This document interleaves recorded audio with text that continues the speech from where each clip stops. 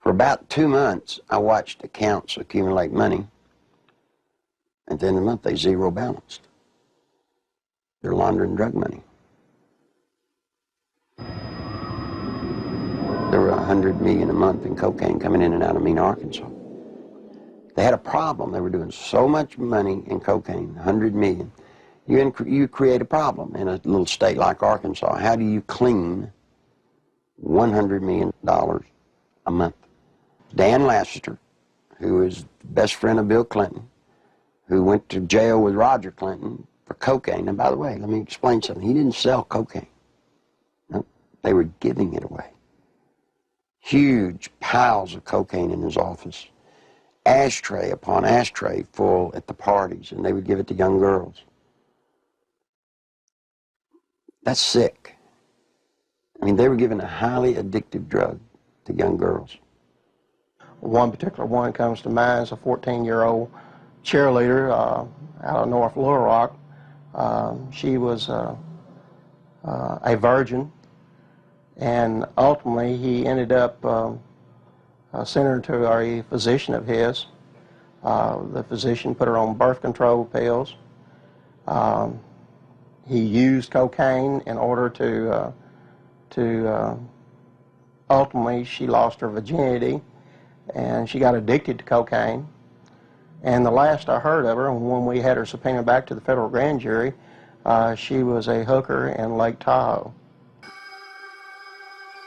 Webb Hubbell, the Rose Law Firm, are guilty, I say to you, of conspiring to defraud the state of Arkansas, the federal government, and conspired to solicit the sales and the laundering of money for illegal drugs. This is your president. This is his circle of power. These are the people, when he got elected president, he did not pass go. He took them straight to Washington with him. I saw on several occasions Bill Clinton engaging in sexual acts while I was either blocking the road or working security at the governor's mansion. I saw them with my own eyes take place, so it's not a rumor, it is firsthand. The entire conversation inside a vehicle in a 2-hour drive from one point to another would be totally about sex and women or jokes. He would actually ask people how they performed oral sex on women in cars. I'd been in that conversation. He would ask if you had ever had 2 to 3 women at one time in one bed. Things like this. Bill Clinton was obsessed with that. The first or second time that you're with him and you're alone and you see some attractive woman, he would say, "Hey Larry, what would you like to do to her?" And, you know, this is the governor of the state of Arkansas. The majority of his off time was spent trying to figure out ways to be with women that he wanted to be with. He was more discreet during a campaign year than he was in a routine year as governor, an off year. We were required to work overtime so we could sit outside someplace and block the road, or sit in some driveway, or sit at some, you know, apartment complex while he went in to take care of his female friends. You know, state money was utilized. He had certain troopers that he used for certain women, and Larry Patterson and Danny Ferguson were used for 2 women in particular. He would tell you, "Larry, see the blonde-headed lady in the green outfit? Go get her name and her telephone number for me." He would say, "She has that come hither look." And that was verbiage that he used quite often. And on several occasions I have gone out into the crowd. I never had one of the females to refuse to give me her name and her address. On one occasion, it was a Christmas parade of 1989 in a small town in northeast Arkansas. And He picked a lady out of the crowd and asked me to find out who she was. He just carried on about how beautiful she was, how good looking she was, how big her breasts were and things like that. And I found out that she was interested in a state job. And she gave me her name and number, and I said, well, maybe the governor will call you, or can I call you? And when we got in the car, I gave the governor her name with her phone number, and I said, you'll like this, she's interested in a state job. And he said, oh, good, good, good, good, good. The next time I saw that lady, she was working for Bill Clinton in his presidential campaign the night he announced his candidacy for president.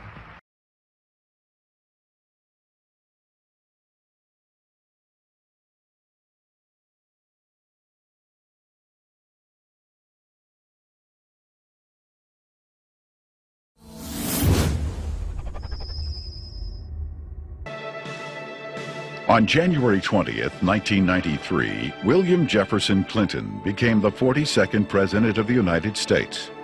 At the time, most Americans were not aware of the extent of Clinton's criminal background, nor were they aware of the media blackout, which kept this information from the public. As State Attorney General and later Governor, Bill Clinton in 12 years achieved absolute control over the political, legal, and financial systems of Arkansas. As president, he would attempt to do the same with the nation by bringing members of his inner circle with him to Washington. The hijacking of America was underway, and its impact on future generations would be incalculable.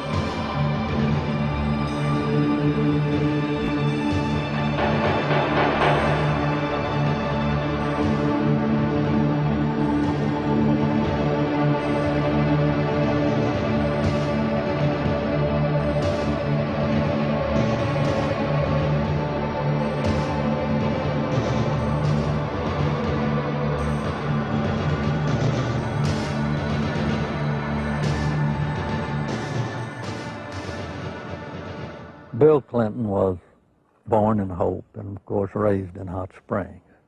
They had open bawdy houses over there at the time, and they had open gambling at the time. But Clinton grew up in that atmosphere, that different atmosphere of Hot Springs. If it felt good, you did it.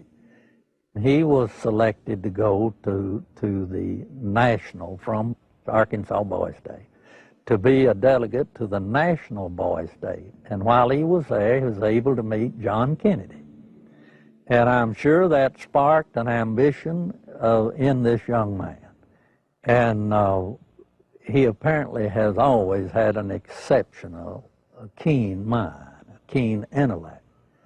And he early, evidently, had tremendous ambitions. He was gifted in so many ways. The truth is, he's one of the most charming men that I've ever met in my life.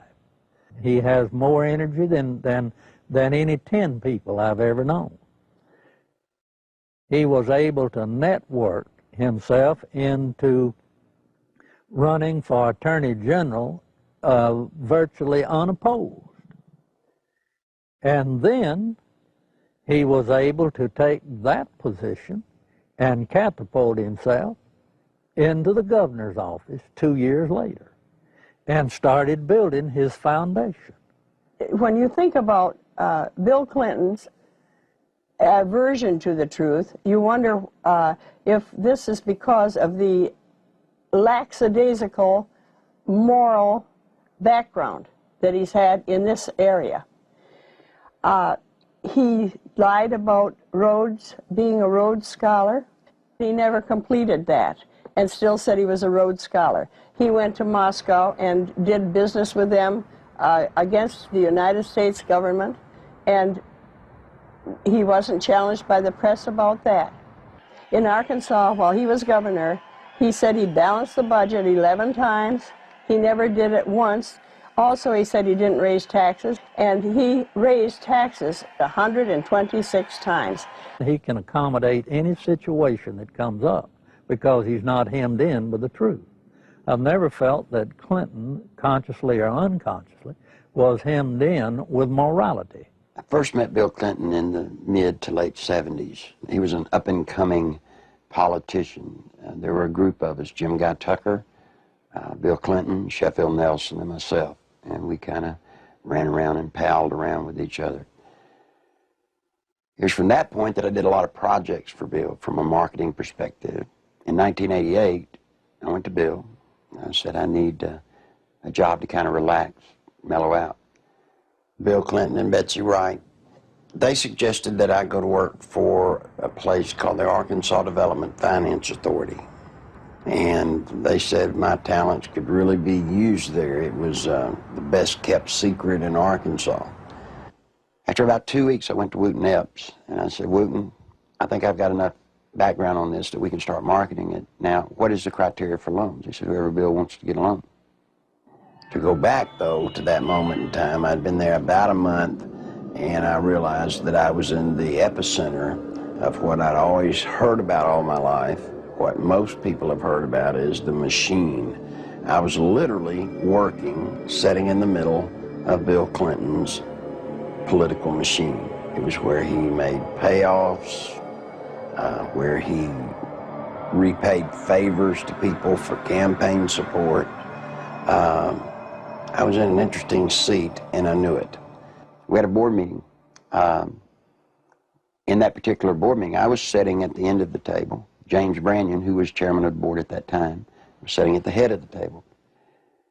James Brannion stood up in a public restaurant, and he hollered at the Beverly Enterprises guy, Bobby Stevens, and said, did you get the $50,000 campaign contribution from the client that you're introducing the loan for? He said, not yet. He said, well, then hold up the loan till we get it.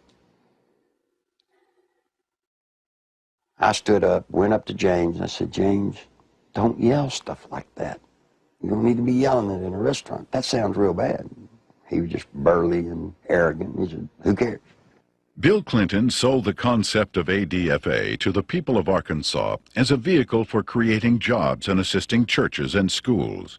In reality, millions of taxpayer-guaranteed dollars were being channeled to Clinton's election campaigns, to his inner circle of friends, and to his wife Hillary's law firm. This may explain why ADFA had been drafted in such a manner as to keep its decision-making procedures secret. If you needed $1 million, you had to get your application handled by the Rose Law Firm, pay them $50,000.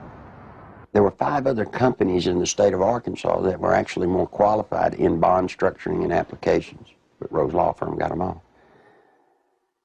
I started checking around, and I kept asking, well, you know, one thing's bothering me, to the comptroller, Bill Wilson, you know, how do people make payments on these loans? He looked at me and said, they don't. He thought I knew. Well, that blew my mind. And this is about 2 months in, and it was getting tough then. So I started gathering the documents. After everybody left, I would stick around as if I were working on the annual report.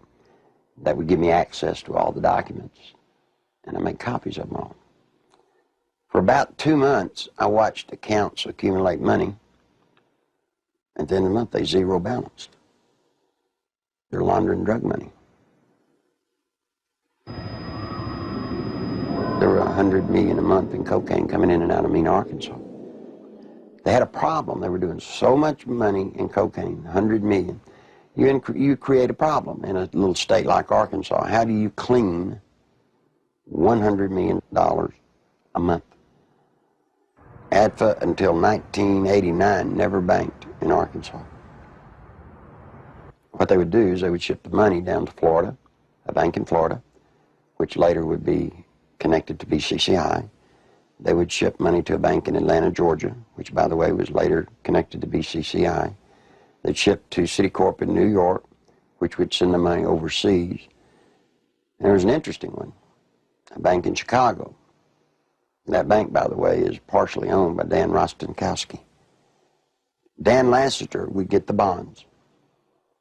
He would become the broker for the bonds. He would transfer money back to ADFA.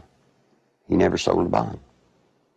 The money then would leave ADFA, go into one of the various banks for the specific bond loan, and they would zero it out. When they zeroed it out, they were giving it back to Laster, less their handling fees. During the Laster investigation, we had numerous witnesses for the federal grand jury, had extensive testimony. People that was connected with Laster and drug use and everything else. His cocaine use become used as a tool for sexual favors and also for business deals that influence people. And that's when Mr. Laster became quite flamboyant with his cocaine use, and then ultimately led to his arrest and conviction. Dan Laster, who is the best friend of Bill Clinton, who went to jail with Roger Clinton for cocaine. And by the way, let me explain something. He didn't sell cocaine. No, they were giving it away. Huge piles of cocaine in his office. Ashtray upon ashtray full at the parties, and they would give it to young girls. That's sick. I mean, they were giving a highly addictive drug to young girls. One particular one comes to mind is a 14-year-old cheerleader out of North Little Rock. She was a virgin, and ultimately he ended up sending her to a physician of his. The physician put her on birth control pills. He used cocaine in order to ultimately she lost her virginity, and she got addicted to cocaine. And the last I heard of her, when we had her subpoenaed back to the federal grand jury, she was a hooker in Lake Tahoe.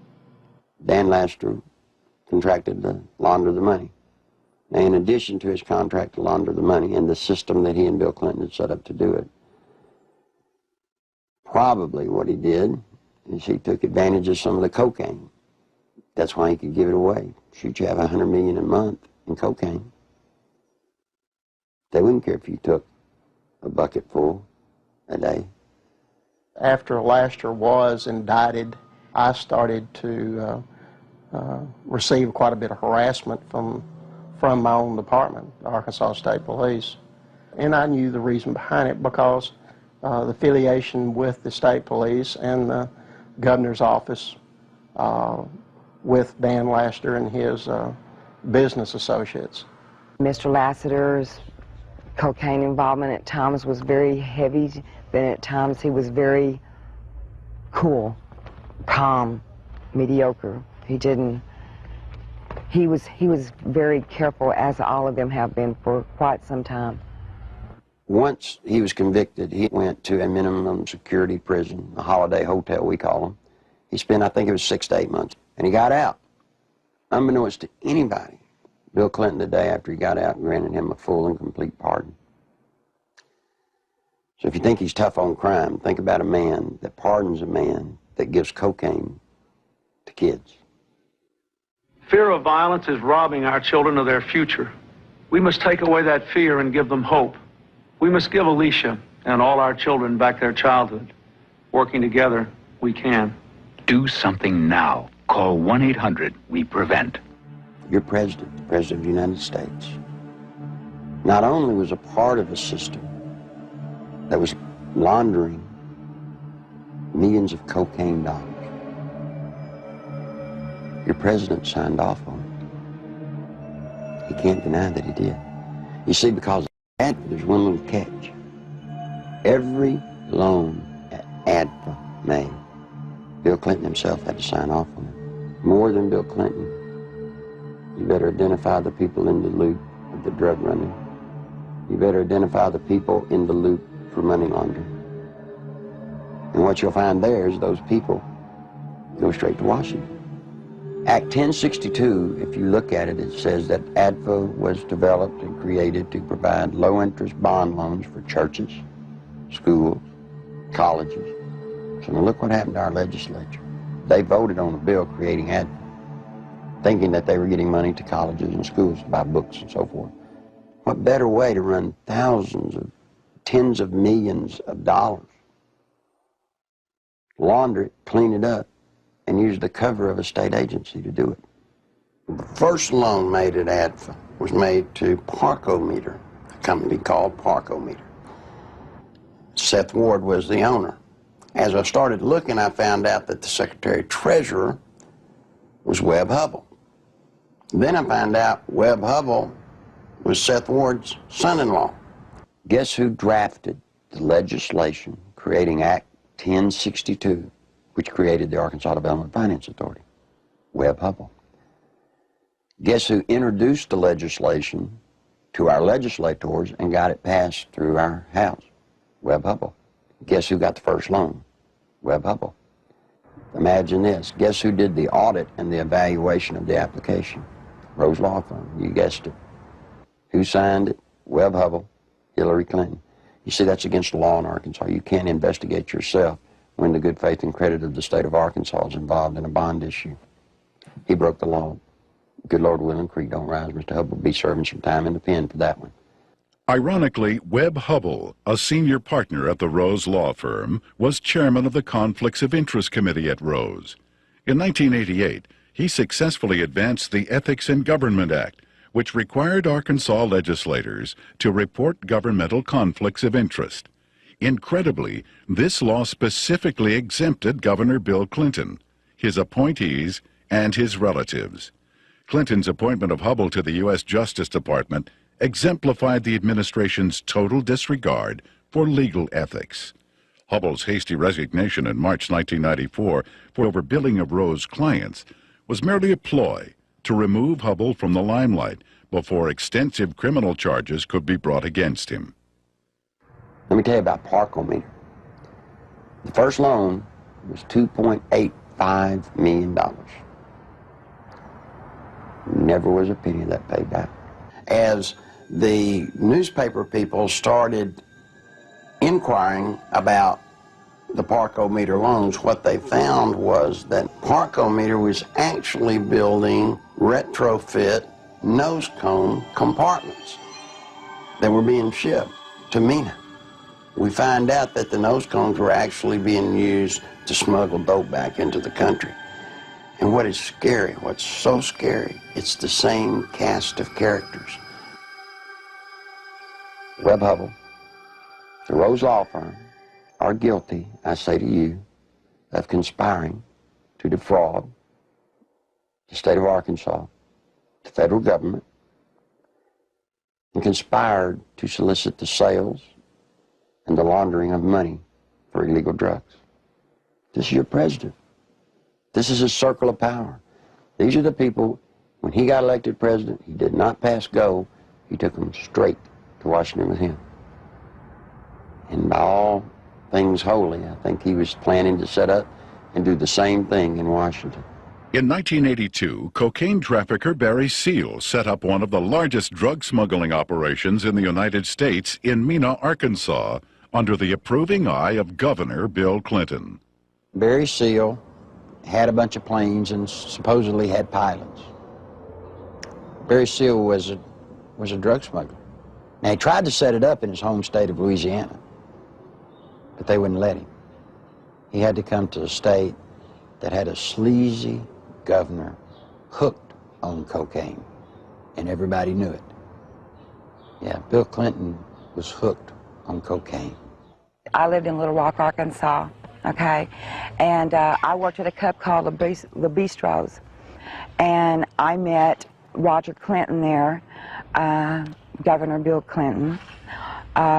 So a couple of the state troopers that went with him wherever he went, Roger Clinton had came up to me and he had asked me, could I get him some coke, you know, and asked for my one-hitter, which a one-hitter is a very small silver device, okay, that you stick up into your nose and you just squeeze it and a snort of cocaine will go up in there. And I watched Roger hand what I had given him to Governor Clinton, and he just kind of turned around and walked off, and that's one specific. Dr. Suen, S-U-E-N, doctor at the medical center here in Little Rock, has taken care of Bill Clinton for his sinus problems, which may indeed be drug-related to cocaine use, as they destroy the sinus passages Governor Bill Clinton was taken into the hospital, I believe it was the medical center, on at least 1 or 2 occasions for cocaine abuse and overdosage, in which he actually had to be cared for at the hospital. It led to toga parties. And if you're not sure on what a toga party is, I've had to clarify this in the past. A toga party is where you wrap yourself in a sheet most of the time. The people at the toga parties were Governor Clinton, now President Clinton, Attorney General Steve Clark. Okay, he was there a few times. Members of the Arkansas State Police, you know, along with Roger and, you know, other people. They began to dance around, do the cocaine in one room, have sex in another room, because in the Coachman's Inn, the rooms were adjoining, you know. And to be quite truthful, you end up with somebody in particular, and you 9 times out of 10 end up having sex. And there was cocaine there. I know. I'm the one that made sure it was there. I've talked to the manager, the assistant manager for the apartment complex where Roger Clinton used to live. They've all said Bill Clinton did drugs. They saw him. I've talked to a lot of other people who have all, just like the people at the apartment complex, said, hey, John, get us to a congressional hearing.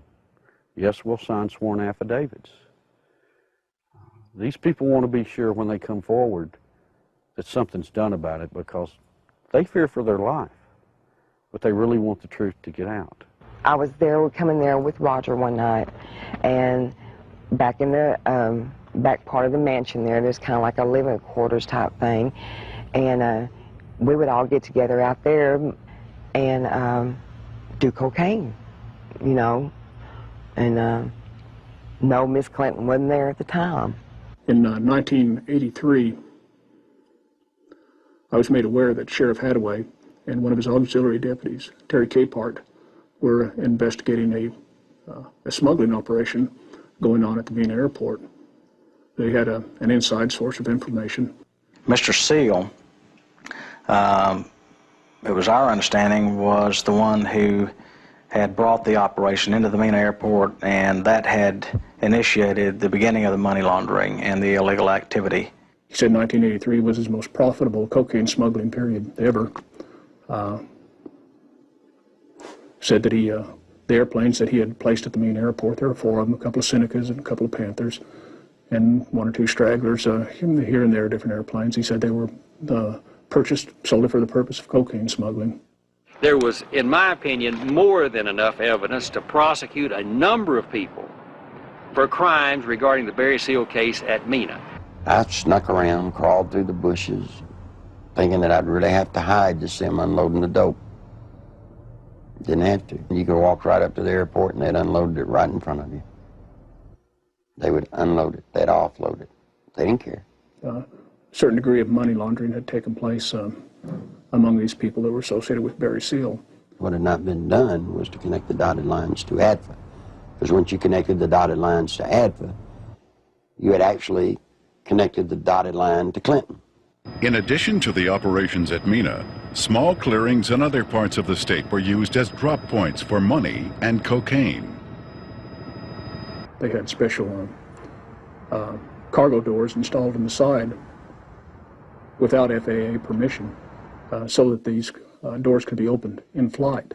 They'd pull in, slide back, and the cocaine could be dropped out of the side in flight. When you have a public which is aware of an ongoing criminal enterprise, when you have an international cocaine smuggler who is high profile, and a lot of people know that they are operating in a small area. A lot of people knew about the money laundering. It was common gossip on the street because it was so blatant. And they see investigations ongoing for several years. And they keep watching for indictments. They know grand juries are convening. They know that witnesses are supposed to be providing evidence to a grand jury, yet year after year after year, no indictments are returned. People lose confidence in the system. Clinton had integrated a number of corrupt cops, judges, and politicians into high-level positions to ensure the continued success of the drug smuggling, money laundering operations. All was going well until a fateful night in the fall of 1987. On August 22nd, 1987, Kevin had spent the night with his friend Don Henry. They left Don's home around 12:30 or 1:45 on the 23rd of August in early morning hours, and the next thing we knew, they had been run over by a train. There seems to be a small airstrip in the area. There have been sightings and reports of small airplanes flying very low with lights off in the area. I believe they saw something they shouldn't have seen. 3 weeks later, their deaths were ruled accidental by the state medical examiner, Fahmy Malek, and we disagreed with that ruling because we thought the evidence pointed to homicide. At that point, we had a lot of questions and no answers, and the facts didn't add up to what he was telling us, so we decided to get a second opinion and met with resistance from all fronts, both with our local law enforcement, with the state crime lab, with everybody that we turned to.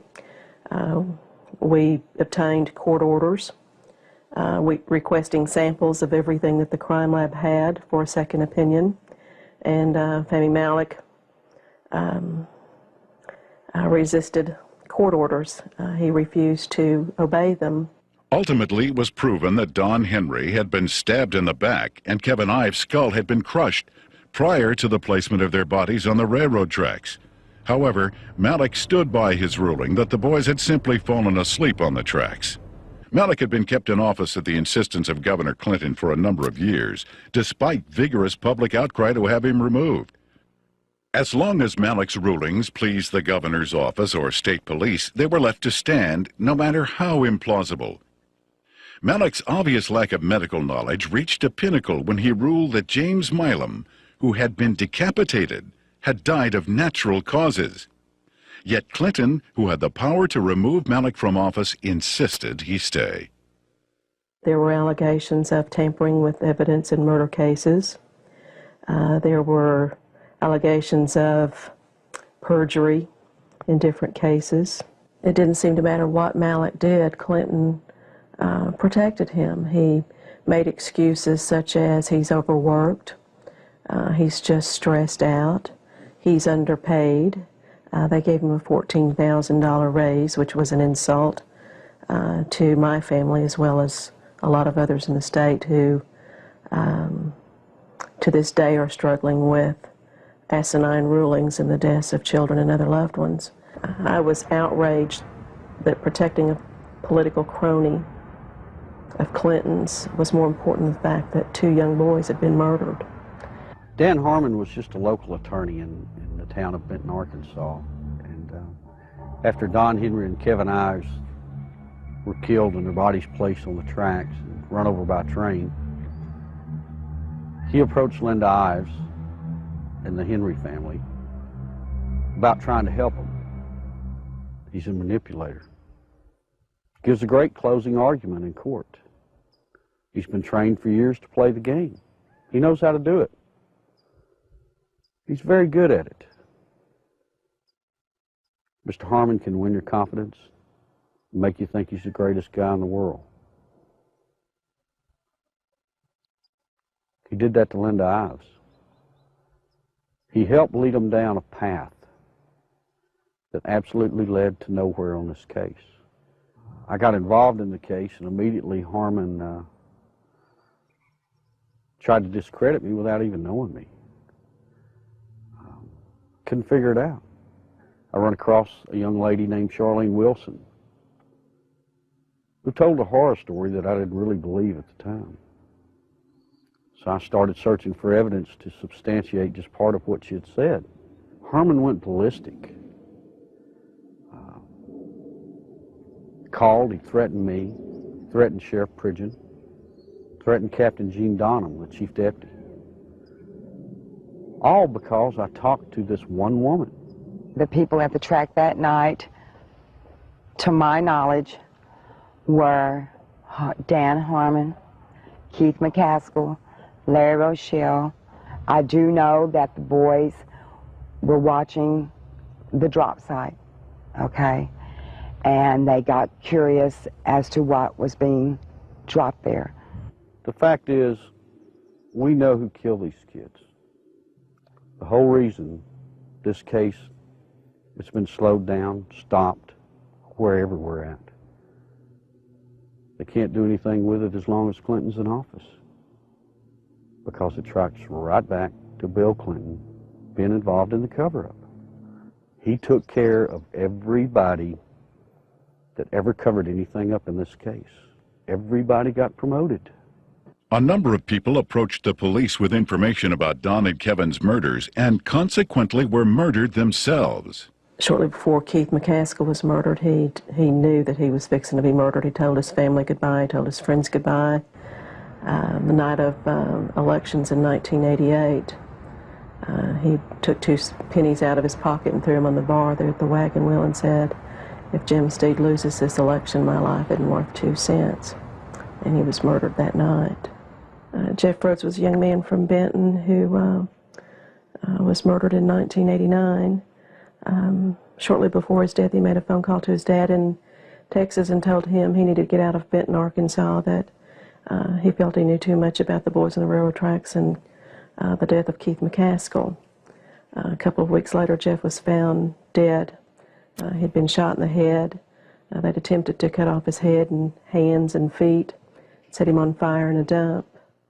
A total of 6 people with information about the boys' murders were eventually murdered as well. Well, Jean Duffy was the head of the 7th Judicial District Drug Task Force. She was leading a team of narcotics investigators into a drug trail in Saline County that led her right straight to Dan Harmon. This information she shared with the 1990 federal OCDETF team that was investigating and targeting corruption and drugs in Saline County in central Arkansas. From her involvement in that, she was literally threatened, forced to leave the state of Arkansas and go into hiding. I had no idea just how dangerous certain elected officials thought me to be until a brutal media campaign was launched against me. For months, there were daily allegations of everything from misspending funds to ordering illegal arrests. Every attempt was made to keep me from running the drug task force. We were even shut down completely for several weeks during a bogus state police investigation. In spite of crippling disruptions, the task force was making significant discoveries about drug trafficking in central Arkansas, some of which led to the very people who were conducting the massive media crusade against me. We discovered that drug trafficking in Arkansas was linked to government officials in frightening proportions. A great number of people came to me with testimony about astonishing criminal activity of very high-level public officials. Many were willing to testify before the federal grand jury. Robert Govar and Chuck Banks were the U.S. attorneys for the District of Arkansas at that time. I was subpoenaed to testify on behalf of the drug trafficking and the cartel, more or less is what it was, that had to do with Dan Harmon and what I call company, because there are there's a whole bunch of them that are involved. I was asked quite in depth about the drug trafficking that went on with Dan Harmon, Mr. Clinton, Roger Clinton. Although there was an abundance of evidence and word kept reaching me from members of the grand jury that they were ready to indict, no indictments came. Mr. Govar also insisted that he was ready to prosecute at least 2 key figures, but the holdup was his boss, U.S. Attorney Chuck Banks, who repeatedly delayed requests for indictments. Harmon had paid a visit to Chuck Banks, the U.S. District Attorney, who was in charge of that district. It's recorded, he signed in. He was there approximately 30 minutes, and up until that time, everything appeared to be running fine with the grand jury. Then, in November, Banks removed Govar from the case, and I was fired from the task force. From this point, the ordeal turned really ugly. In January 1991, one of the key targets of Govar's investigation, Dan Harmon, took office as the 7th Judicial District Prosecutor. Harmon immediately called a state grand jury to investigate the allegations against me. To avoid being jailed in Hot Spring County, which would have put me in serious danger, I left the state. In the meantime, Banks, who had taken over the federal investigation, attempted to give the appearance of carrying the investigation forward while systematically destroying it. He harassed witnesses, suppressed evidence, and finally announced in February of 1991 that the investigation had disclosed no credible witnesses or evidence against any public official. I received a phone call, and they told me that I had made a very big mistake. And I was assured by the U.S. Attorney's Office that my name, that my testimony, that my statements, that the people that were on that witness list would never, ever be revealed. Well, ha, you know. Someone in the U.S. Attorney's Office had given Mr. Harmon a list of the effective witnesses, you know. Some of them witnesses over a period of time have came up dead and or missing or have never been heard of again. That don't give you a very good feeling. I'm scared of these people. I'm very scared of them. Guess who arrested her? Dan Harmon. The very guy that she says turned her on to drugs now has her arrested.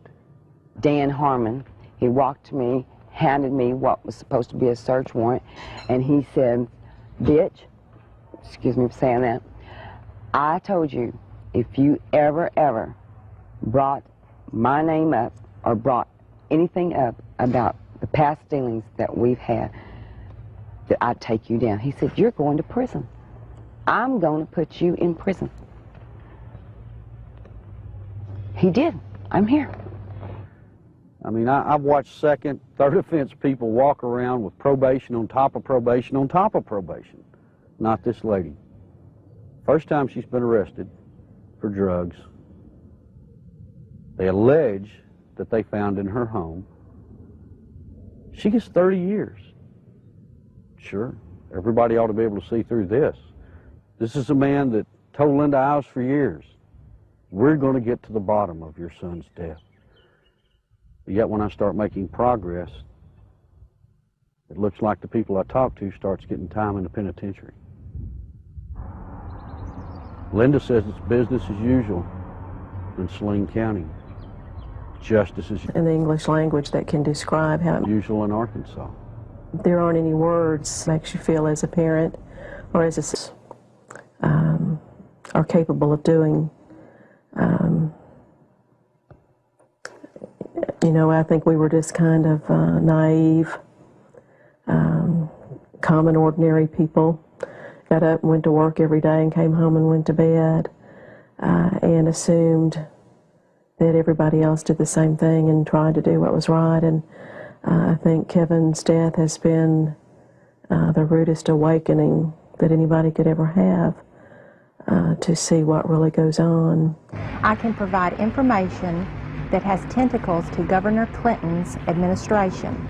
It is apparent to me that a congressional investigation is the last hope, not only for the people of Arkansas, implications of illegal activity, who has left in his wake and now vulnerable to the powers of oppression, but for the people of our nation, who are now vulnerable to the powers of a president who has left in his wake implications of illegal activities and serious improprieties. Meanwhile, Welch and Duncan's investigation into the operation at Mina was about to derail. We'd been so busy investigating, just concentrating, focusing, that it took a while to register that nothing was going to happen. We could not understand what was happening. Neither Mr. Welch nor I were ever subpoenaed to testify before the grand jury and present massive amounts of evidence of wrongdoing by associates of Barry Seal. No indictments were ever returned against any of the individuals, and I can tell you there was extensive evidence. There definitely was some suppression of evidence and definitely a cover-up of an investigation, and somebody should be held accountable as to why that happened. Not one major cocaine bust was ever made in Arkansas out of Mena, Arkansas. Now imagine that, 10 years nearly in its running. Never one truckload ever got caught. During the 1992 Attorney General's race in Arkansas, a member of Clinton's staff had approached Winston Bryant and had asked him to stay away from the Mena affair or the Mena matter. I've done quite a bit of investigation into Mena. Barry. After Winston, quite frankly, it is a federal problem. He took office. Bill told me that he was no longer allowed to discuss the Mena Airport investigation from the Attorney General's office. The Attorney General's office is not like most Attorney General's offices across the country. We do not have the authority to convene a grand jury and initiate criminal prosecution. A lot of people have said that the Mena operation stopped in 1986 when Barry Seal was gunned down. It's not true. Covert operations are still going on in Mena, Arkansas today. Now, if you stop and think, back when Bill Clinton was governor, he was asked about Mena. He said, well, that's a federal problem. I'm not going to get involved in it. Well, he's not the governor of Arkansas anymore. He's the president of the United States. We still have operations at Mena, Arkansas. This is his golden opportunity to take care of it. My question is, why doesn't he? I've always thought it was a wonderful thing to be able to serve your country as a federal law enforcement agent. And for 15 years, I did not encounter anything like the corruption which I encountered after the Mena investigations began. President Clinton's verbal commitment to a war on drugs has been negated by his actions. During his first weeks in office, Clinton revoked random drug testing for White House staff members. He eliminated 121 positions at the Office of National Drug Control. And he appointed Jocelyn Elders as U.S. Surgeon General, despite her well-known desire to legalize drugs. One of Hillary's investments, under the direction of Tyson Foods counselor James Blair, netted almost $100,000 on an initial $1,000 investment, a nearly impossible feat using legal methods. I can't read their minds or speculate, but I had absolutely no reason to believe that I got any favorable treatment. Coincidentally, Governor Clinton enacted a number of state regulations allowing Tyson Foods to grow into the largest industry in Arkansas. Don Tyson put in $600,000-700,000 all told in all of Bill Clinton's campaign. Guess what he got out of it? He got $10 million. Guess from where? The Arkansas Development Finance Authority. And he never paid a dime for it. I had heard rumors of Don Tyson and his alleged cocaine use and distribution. And I went through the intelligence files and come up with enough that I thought was sufficient amount of evidence to launch an investigation on Mr. Tyson simply out of the Arkansas State Police intelligence files has been accumulated for years. A great deal of criminal investigation files were surfacing with Don Tyson's name mentioned in there as being involved with some drug and narcotics trafficking activities. So I interviewed some of the investigators who worked on the Tyson case. Most of them felt that Tyson should have been indicted, but the investigations were always sabotaged, oftentimes from within. One particular undercover narc agent told me that another criminal investigator in that department named Doug Fogley was furnishing Don Tyson with photographs of the undercover narcotics agents that were working on his case. Donald Smaltz was actually hired to look into the allegations that Tyson had given bribes to different people, specifically to the Secretary of Agriculture, Mike Espy. And what came out of that investigation was very remarkable. Drug abuse, drug distribution, money laundering, even murder for hire. Now, Smaltz collected all this stuff. He compiled it, he put it in proper order. Then he approached Janet Reno and said, look, you know, I need to broaden my investigation. I'm finding more here than just simple payoffs. What do you think happened? Well, by now, most of you already know. He was turned down. Just exactly what we expected to happen happened. I mean, Tyson already hired lobbyists, attorneys, who all approached Congress trying to get everybody to stop Smaltz. Why is it in this country today that if you got a little money, you walk away? Why is it you can create the pressure to stop investigations? And I promise you, Janet Reno has stopped this one. You look at these and you wonder, how could this happen? You know, how does someone elude prosecution with reams of investigative reports? How does it get stopped? Some say it's Bill Clinton.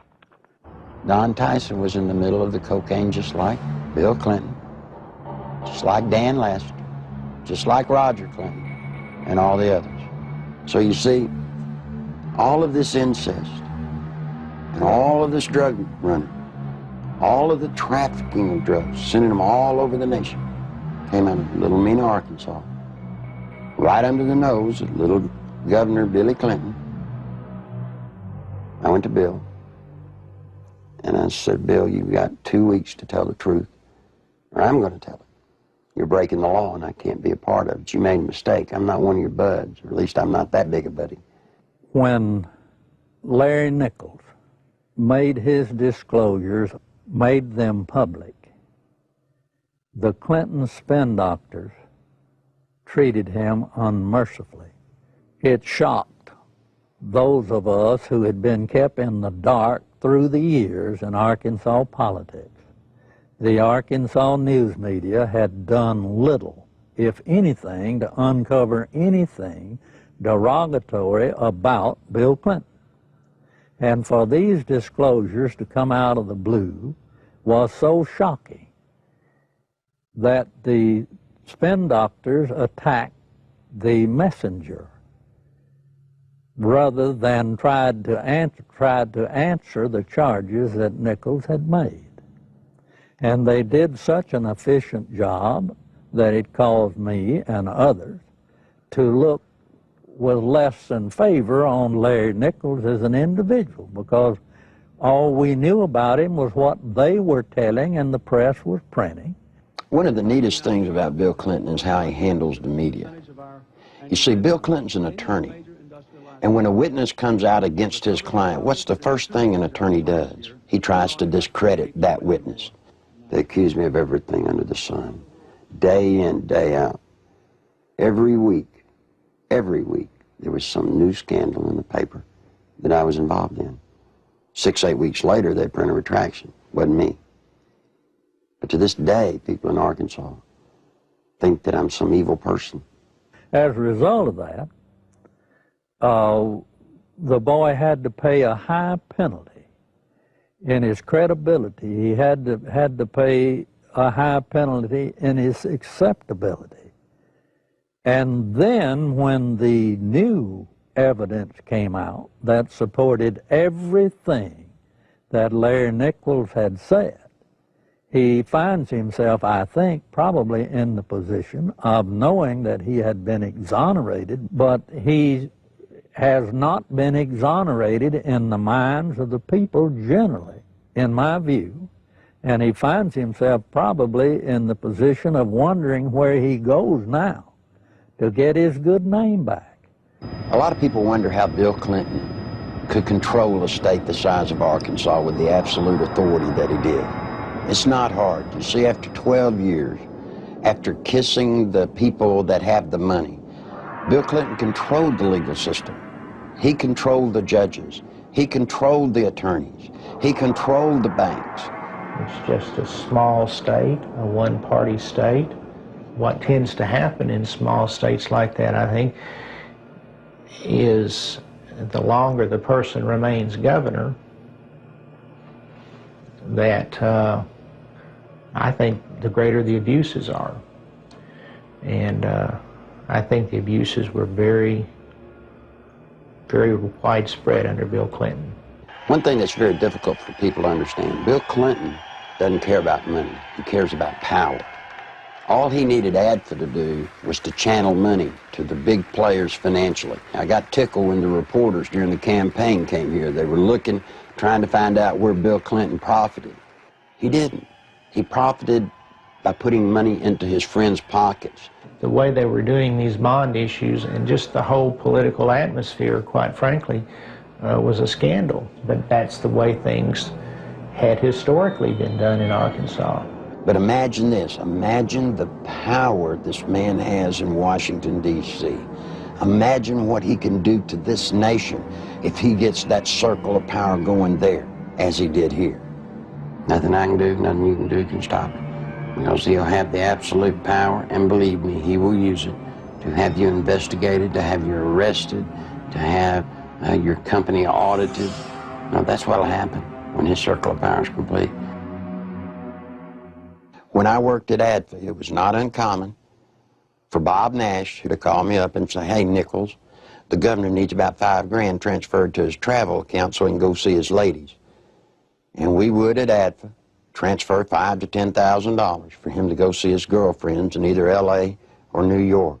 He'd use so much travel money to go see women out of his regular travel budget, he would even have to borrow money from ADFA, not to mention the fact that ADFA's budget was not quite as scrutinized as the governor's budget.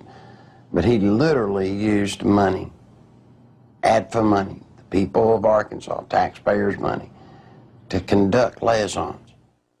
During the 1990 Arkansas gubernatorial race, Larry Nichols, in a last-ditch attempt to alert the public, boldly filed a lawsuit against Bill Clinton. As expected, the lawsuit was eventually quashed, sealed, and illegally dismissed by a Clinton-appointed judge. What Nichols didn't expect was a complete media blackout of the facts he presented.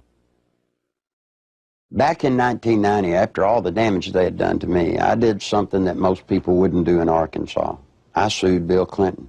Now, it's very important to note that in that lawsuit, I brought out the names of 5 women.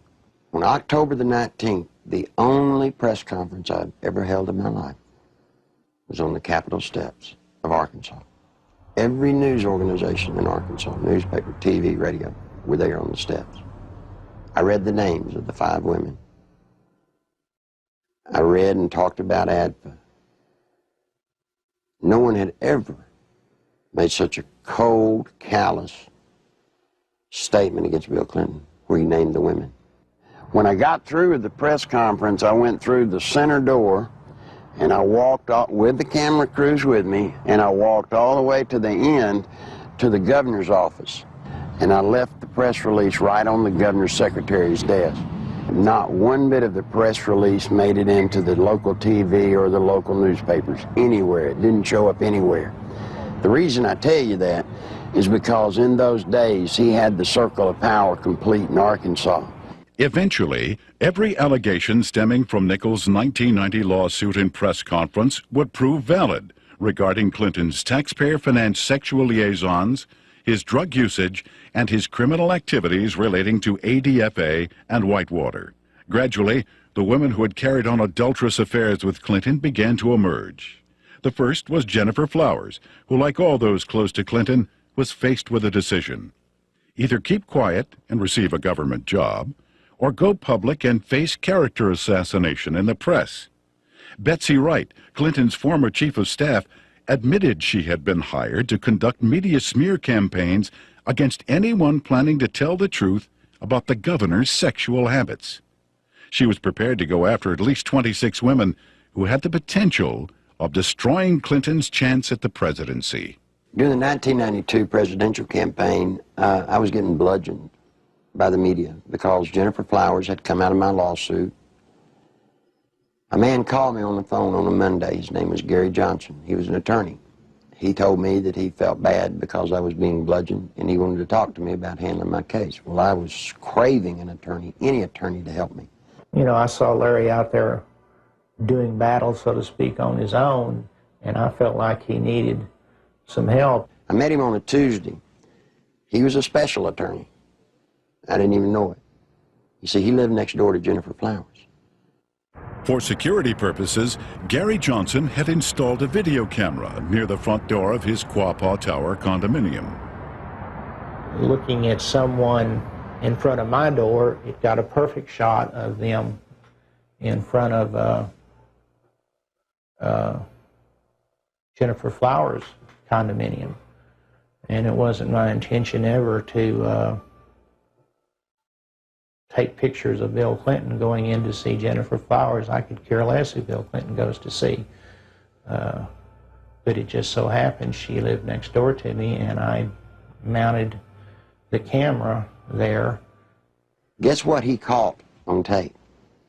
Bill Clinton walking into Jennifer Flowers' apartment on numerous occasions with a key. I actually saw him go into her condominium. It wasn't that I was standing there looking out my peephole watching Jennifer Flowers' condominium. It had nothing to do with Bill Clinton. It's just that I got the camera. I had the camera before Jennifer Flowers moved in. And when she moved in, she just happened to have some very interesting house guests. Go back to 60 Minutes when Bill and Hillary were loving kisses. They stood up and lied, and Bill said that he had never been to her apartment, that he had only called her once from the kitchen and from his office. That's an absolute lie, and these tapes proved it. The 60 Minutes interview had been designed specifically to save Clinton's campaign, not necessarily to get to the truth. And they came to us because they were in big trouble in New Hampshire. They were about to lose right there